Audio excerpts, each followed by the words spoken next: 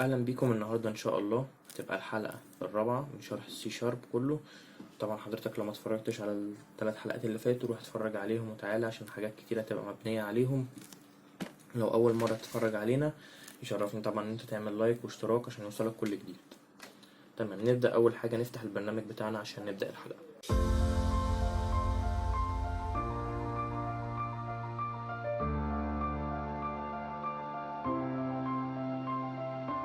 تمام، احنا دخلنا جوه البرنامج. هنتكلم عن حاجة مهمة جدا جدا وهي الفاريبل. ايه هو الفاريبل؟ الفاريبل هو حاجة متغيرة او حاجة مش ثابتة بالمعنى الترجمة الحرفي يعني. ايه هو يا دوبك كونتينر او حاجة بتاخد فيها القيمة بتخزنها، يعني هو مكان بتفضيه في الرام بتاخد فيه القيمة تخزنها، لما تحتاجه تكتب الاسم بتاعه يجيلك على طول. تمام تمام. اول حاجه بس علشان دي هتنفعنا في الكورس بعدين، اللاين نمبرز دي اهميتها كبيره جدا. لو مش عندك، عشان لو انت لسه مسطب البرنامج، تيجي على تولز، اوبشنز، تيجي على all languages، لاين نمبرز. هي هتلاقيها في التكست اديتور، يعني هي تخش كده تكست اديتور، all languages، general، all languages اهي، لاين نمبرز هتعمل عليها اوكي لاين نمبرز. تمام. دلوقتي مثلا نقول ان انت حبيت تعمل قصة صغيرة. ازاي؟ تكتب console دوت رايت لاين. طبعا هتفتح القوسين بتوعنا اللي هو شيفت وتسعة، وطبعا شيفت وكوتس هيعمل لك دبل كوتس، طبعا تخلص وتعمل سيميكولون. تمام، هتكتب هنا مثلا hello I am فادي. هتيجي هنا بدل ما تكتب console دوت رايت لاين وتفتح قوسين، لا هو فيها اختصار سي دبليو دبل تاب، تدوس على التاب مرتين حتى يحط لك السيميكولون. كل اللي انت هتعمله هتعمل دبل كوتس. اكتب مثلا فادي is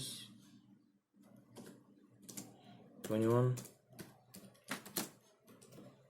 اروح جاي هنا برضه سي دبليو فادي.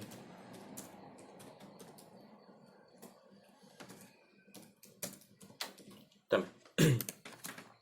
نقول دلوقتي ان انا فادي ده عايز اغيره. يعني ايه؟ يعني مثلا عايز اخليه احمد. اعمل ايه؟ قدامك طريقتين، ان انت تمسك كل سطر تروح جاي على فادي تروح مسحه وكاتب احمد. لا، ما هو البرمجة مش معمولة عشان كده، البرمجة معمولة عشان تسهل عليك حياتك. ازاي؟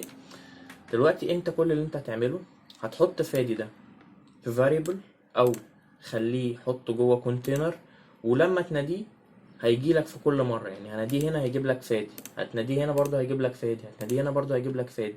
ولو برضه انت جيت تغيره هتغيره مرة واحدة من الفاريبل. تمام. الفاريبل بيتكون من حاجتين. اول حاجة الداتا تايب والاسم. الداتا تايب والاسم.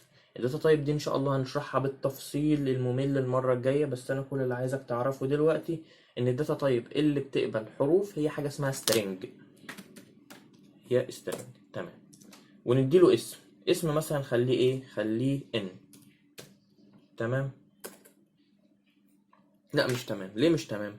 الداتا تايب او الفاريبل في استخدامه لازم يكون حاجات معينة للتسمية.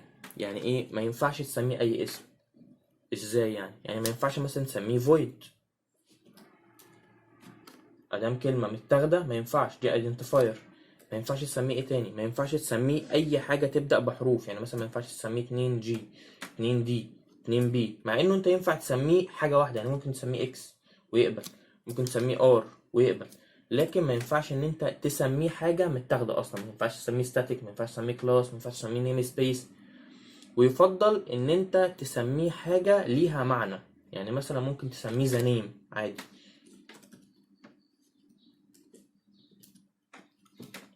اتقبل عادي. وبرضو الاسم باسكال، اول حروف كابيتال. ايه اللي برضو اللي ما ينفعش يتسمى؟ خليك فاكر، ما ينفعش تبدأ تسميه بحاجة متاخدة اصلا. ما ينفعش تسميه string ولا انت، ما ينفعش تسميه ان، ما ينفعش تسميه اي حاجة بتبدأ بحروف. لو الدنيا ضاقت معاك خالص ممكن تسميه اي حاجة، بس حط قدامها ات. يعني مثلا حط ات ان، تلاقيه اتقبل. بس هو بيقول لك مش احسن حاجه، يعني ده مش احسن حاجه في التسميه. فتمام بيس نسميه حاجه زي مثلا اكس ار.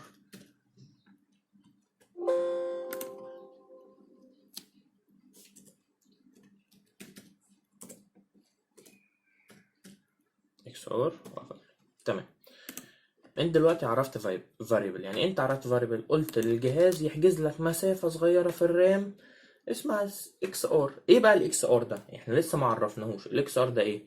قول له هنا اكس ار اهي جات لك بيساوي مثلا، خليه احمد، طبعا جوه كوتس، خليه مثلا احمد. تمام. هتروح جاي على فادي دي شايلها، تروح جاي هنا وتقول له كل ده زائد اللي هو الاكس ار. تروح جاي هنا فادي دي شايلها وتيجي قبليها بره الكوتس طبعا، عشان احنا قلنا ان اي حاجه جوه الكوتس ما ملهاش لازمه ان هي بتتاخد زي ما هي، يعني حتى لو انت هنا جيت تكتب جوه الكوتس اكس ار مش هتتقري. ليه؟ لان هو كده قرا ان انت عايز تكتب حرف اكس ار مش معرفه كفاريبل. طبعا هتطلع بره الكوتس هتكتب اكس ار زائد الكلام ده. طبعا هتروح شايل فادي ده، تروح جاي بره الكوتس تقول له اكس ار اهي زائد. طبعا لو احنا جينا هنا نعمل كنترول F5 هيبدأ يعمل ديباجنج. هتشوف ان هنا هيقول لك هلو ام احمد، احمد 21 years old، احمد من مصر. تمام. طب انا لو عايز اغير احمد دي، مش عايز انا عايز اخليها علي. تمام. ادي علي، كنترول F5 جابها برضه هلو اي ام علي، علي 21 years old، علي lives in Egypt. تمام. طب دلوقتي مثلا نقول حاجة، احنا عايزين نعمل بروجرام بسيط ده بقى هيشتغل كل اللي احنا عملناه. ايه؟ دلوقتي انا عايز اعمل بروجرام بسيط، اول ما يفتح يقول له هلو، بعد كده يقول له اسمك ايه، بعد كده يقول له اهلا احمد. تمام. احنا هنمسح كل دول.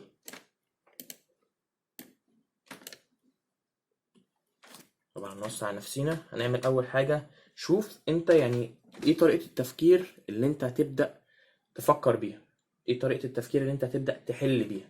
ده حاجة احنا المفروض هنتعلمها اسمها اللوجيكال ثينكينج، يعني ازاي تفكر بمنطقية. تمام. انت هنا في البروجرام ده عايز ايه؟ عايز مدخلين ومخرج واحد، اللي هو ايه؟ مدخل يقول له هلو، بعد كده هو يدخل يقول له اسمه، بعد كده نقول له ازيك يا احمد مثلا. يعني مثلا لو اول حاجه هنفتح البرنامج هيقول له هلو، بعد كده هيقول له اسمك ايه، بعد كده ده الشخص هيرد عليه يقول له مثلا احمد، بعد كده البروجرام يقول له اهلا احمد. تمام. اول حاجه هنكتب سي سي دبليو نقول له ايه هلو، نروح جايين تحتيها برضو نقول له what is your name.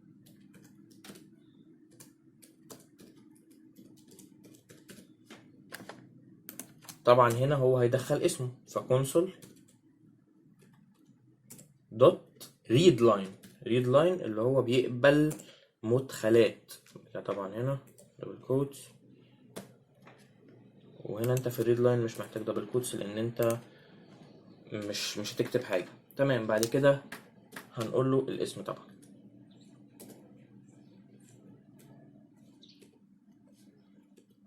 هنا هنقول له ايه هلو. بس الفكره بقى هنا ايه؟ الفكره هنا ان احنا مش عارفين اسمه ازاي. يعني دلوقتي احنا مثلا لو بدأنا البروجرام ده كنترول F5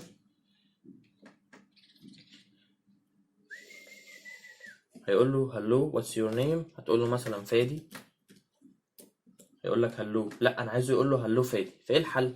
الحل ان انت تخلي الاسم في سترينج، والسترينج ياخد من هنا يحط هنا. ازاي؟ ان مثلا اول حاجه هنبدا نعمل سترينج سميه يا عم اكس ار. تمام. اقفل عليه. هتروح جاي هنا تقول له ان السترينج اللي هو الاكس ار بتاعنا بيساوي اللي هو هيدخله، وبعد ما يجي هنا هيخلص تقول له هنا ايه بلس اكس ار. تمام. كده احنا عملنا ايه؟ كده احنا عملنا اول حاجه سترينج، مكان لتخزين القيمه. ازيك اسمك ايه، هيقول له الاسم هيجي هيتاخد في السترنج، هيتعرف في السترنج. بعد ما يتعرف في الاكس ار هيجي هنا يقول له هلو زائد الاسم. طب تعالوا كده نجرب.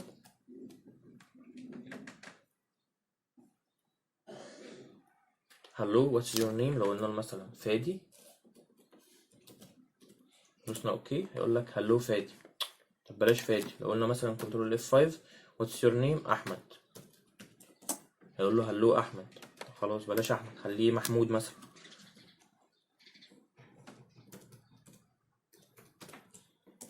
خلوه محمود. طب ما نفعت اهي، تمام. طبعا النهارده هتبدأ معانا فكرة لازم نخلي بالنا منها جدا، هي الافشنسي والسمبلسيتي. يعني ايه بالظبط كده؟ حرفيا كل ما تخلي البرنامج بتاعك ابسط واكواد اقل كل ما يشتغل احسن، الافشنسي بتاعته تبقى اعلى. وبالذات الداتا تايبس كل ما كانت اقل كل ما كان احسن، اقل من ناحية حجمها. يعني مثلا لو قلنا ان شاء الله المره الجايه لما هناخد الداتا تايبس بالتفصيل هنفهم الكلام ده. بس دلوقتي مثلا لو قلنا في حاجه عندي مثلا اللي بتاخد الارقام العشريه، في عندنا فلوت وديسيمال.